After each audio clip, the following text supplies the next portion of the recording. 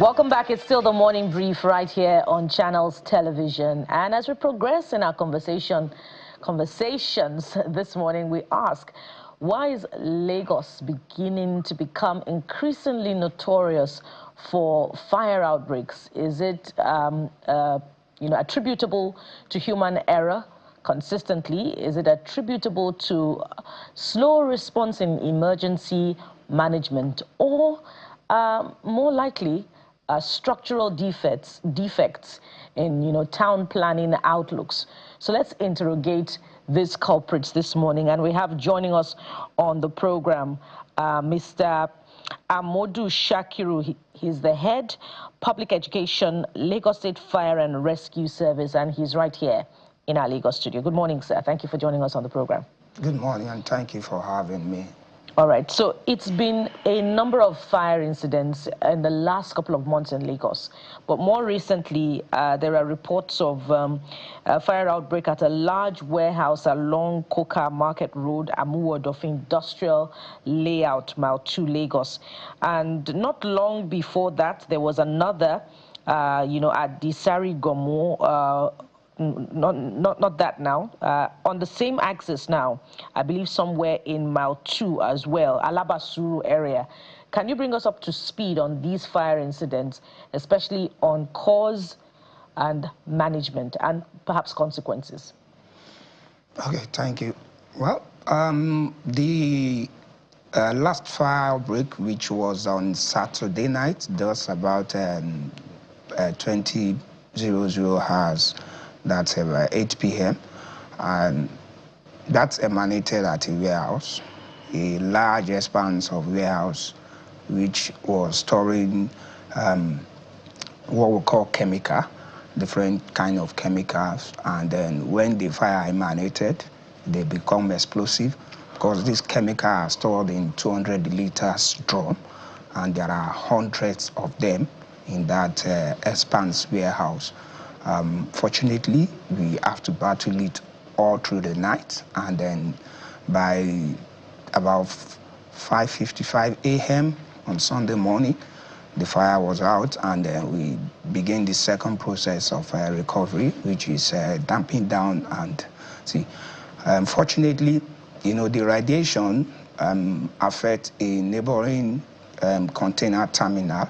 About 10 of their container terminal was radiated with the fire. Then the admin block of this so-called warehouse also have some radiation spreading there. But by and large, we were able to curtail it within the warehouse it started from. And then what the cause is that we always advocate that stores and warehouses need to follow what we call fire safety arrangements, because the proper housekeeping in stores and warehouses refers that your goods are supposed to be stacked just the library style. And what do I mean?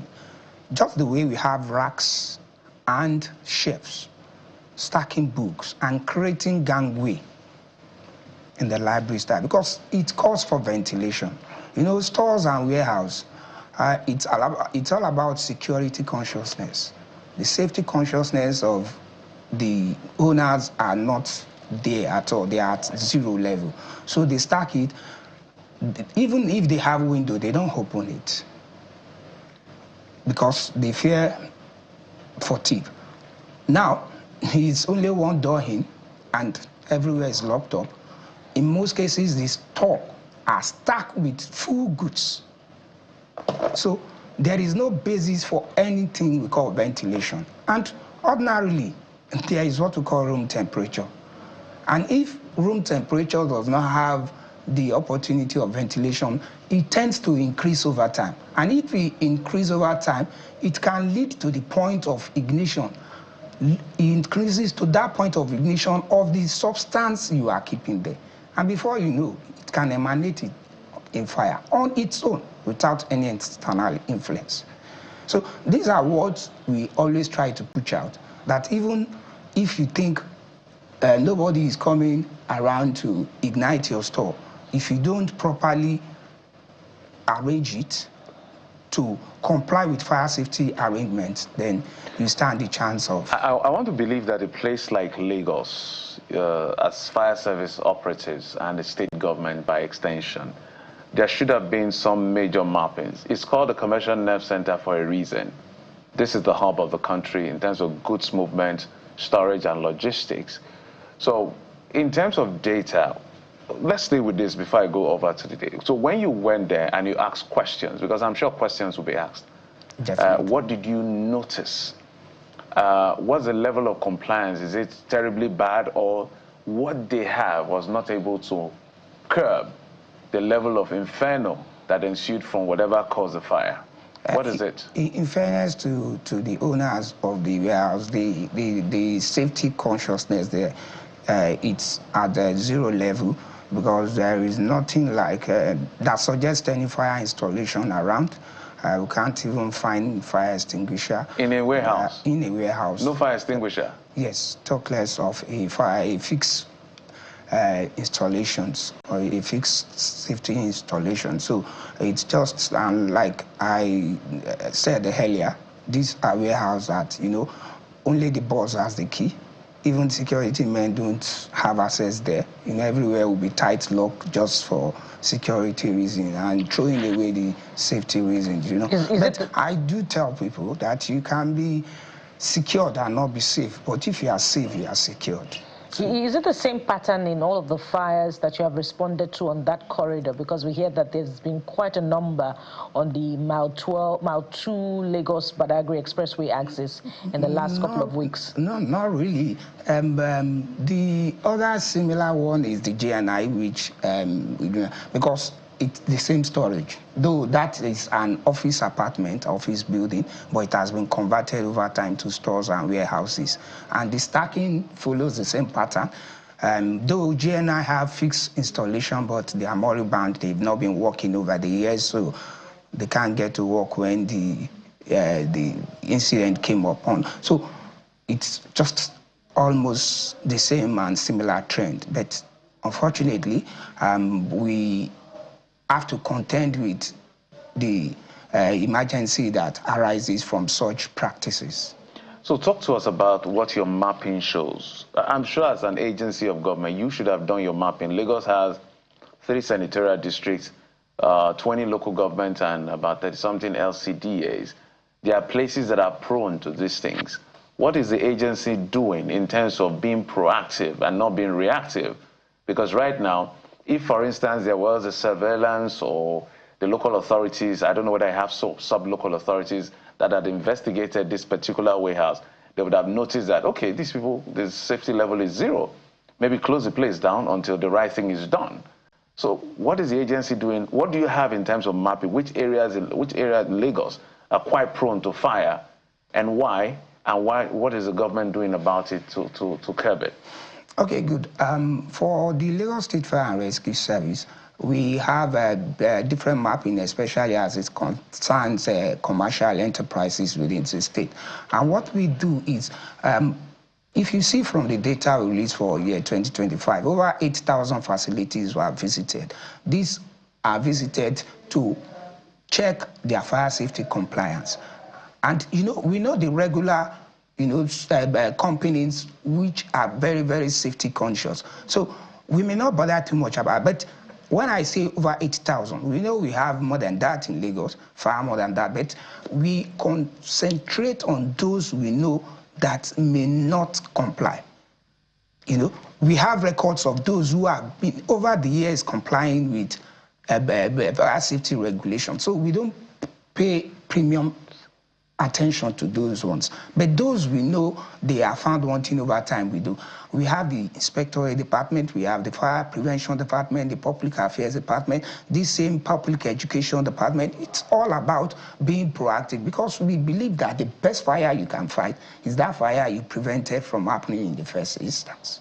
So if that is part of your mandate, and indeed you carry out checks on companies that are fire safety compliant or not, how much of this work was done in 2025, for instance, where we had quite a number of fires, particularly on the Lagos Island axis? And if you indeed, the Lagos State Fire Service carried this out, shouldn't the fires that were recorded at the Afriland Towers and the GNI building have been averted? Yes, you are right to say that, but again, you look at, as far as human endeavor persists, fire outbreak, emergency outbreak will occur, but it can be brought to the barest minimum. And that's what we are even telling about the statistics. That look, with the status of Lagos today, you can check it out. Okay, you mentioned building collapse, and I tell you, we have 13 building collapse, 3 partial building collapse, all in all 16 in a year. You say it's too much, but then if you look at the status of Lagos, the population, the facilities, then you know that it is always incomparable to the activities that goes on in the state. Because by and large, this is a mega state.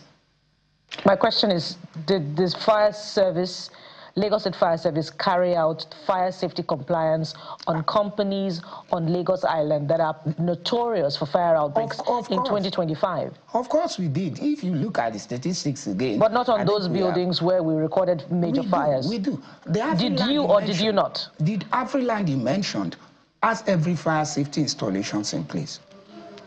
The building is still there today. You can put a check. They have it.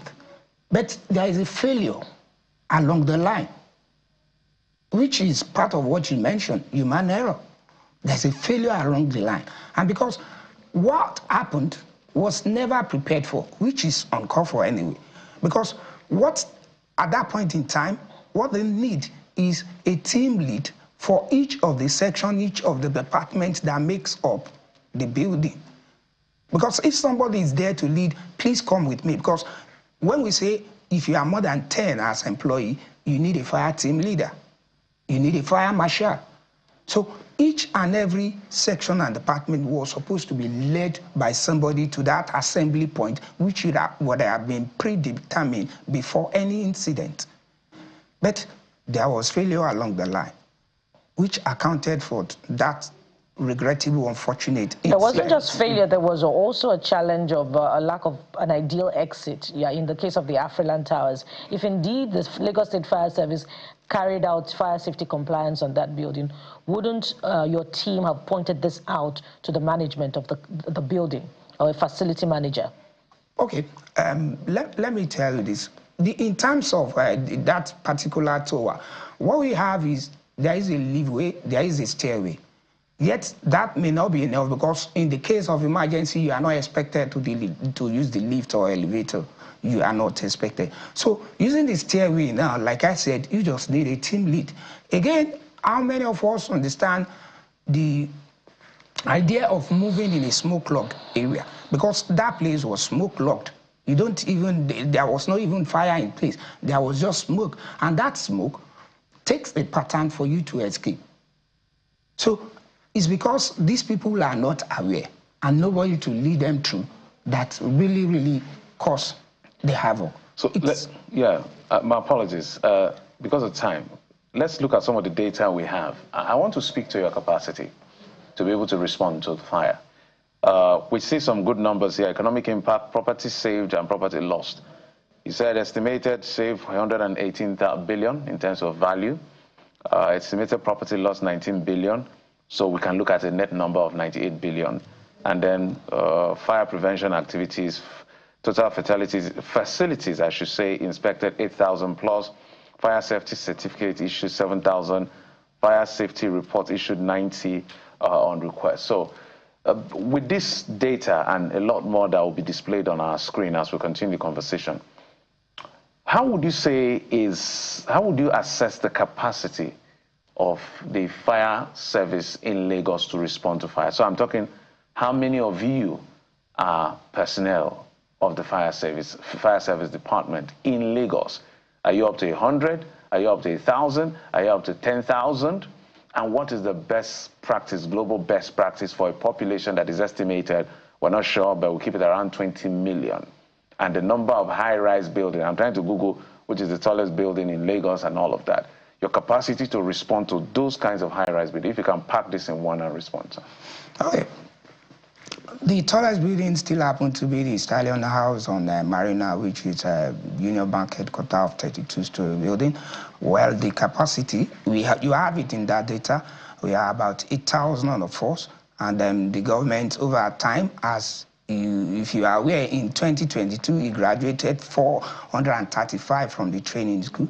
435 were employed to join the service, and as we speak now, we have 150, which I think Channels also reported last week when we made the release. So the capacity is there.